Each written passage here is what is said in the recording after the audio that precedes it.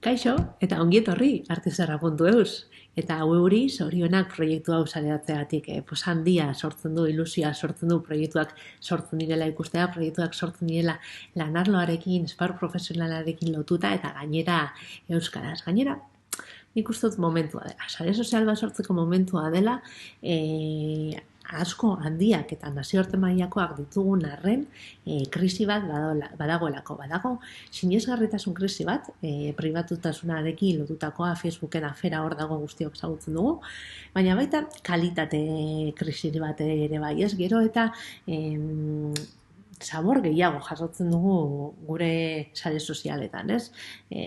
Asko jotzen dugu informazio bila, lan harremanen bila, ez? Da, gure ezagutzarloarekin edo interesgaiekin lotura duten iturri eta pertsonen bila, eta gero eta zabor eta interesatzen zaigun eduki eta harreman gehiago sartu zaizkigu inguruan, eta galtzen dugu denbora, eta nekatzen gara, eta bueno, hau izango bada, harreman onak kalitatezkoak eta ezagutza partekatzeko lekua, nik uste dut badela momentua eta badagoela beharra. Eta beharra dago batez ere Euskal Herrian, Euskal Herriko ekonomiak edo enpresarloak badulako berezitasun bat, ezta?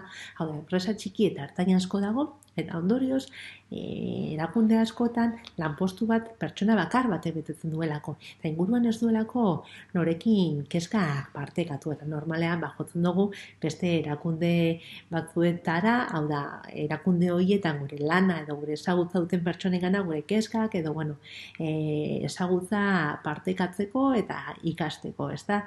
Autodidakta hutsa izatetik agen ezin delako bizi, eta ezin delako aurrera egin.